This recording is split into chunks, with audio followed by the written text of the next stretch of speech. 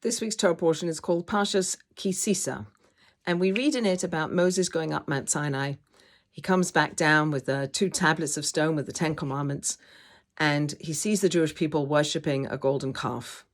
They have resorted to idolatry when they thought Moses wasn't coming back down. Moses drops or throws down the stones, they smash, and then Moses goes back up onto Mount Sinai to rewrite the Torah, to come back down, to ask God to forgive the Jewish people for their sins, for the things they've done that have taken them away from a relationship with God. And while he's up there, he asks God to explain how God runs the world.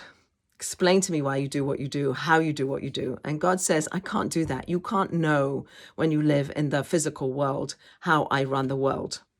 And he puts Moses into the cleft of a rock. And Moses has an experience, using anthropomorphic terms for spiritual concepts, of seeing God from behind. And our commentators teach us that sometimes we can understand things only in retrospect.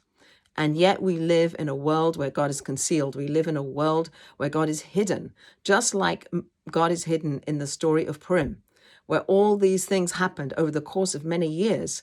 And God's name isn't even mentioned in the story, in the Megillah. And yet we can look and say, God was here. God made this all happen. And we thank God at the end for making it happen that the Jews are saved at the end of the day.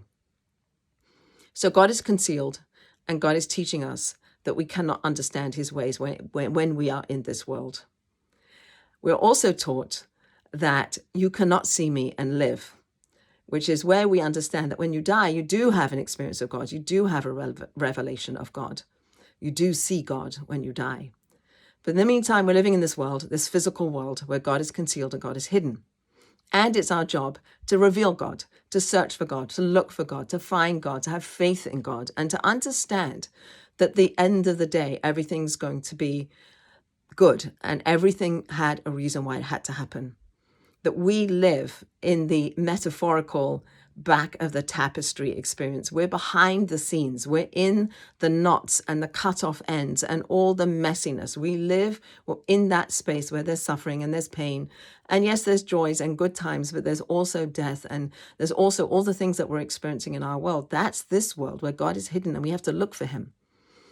And so we are given Shabbos, the Sabbath. This is also spoken about in this week's Torah portion, where God says you have to keep the Sabbath. You have to recognize there's 6 days of work followed by a day of rest, that Shabbos day is a day to connect to God, to be more spiritual, to just be and not to do. And so too, our lives are a time of doing and a time of creating and a time like the 6 days of work, and that we will end up with a world to come that is like the Sabbath, that the Sabbath is a 60th of the world to come, that the pleasure of the world to come awaits us.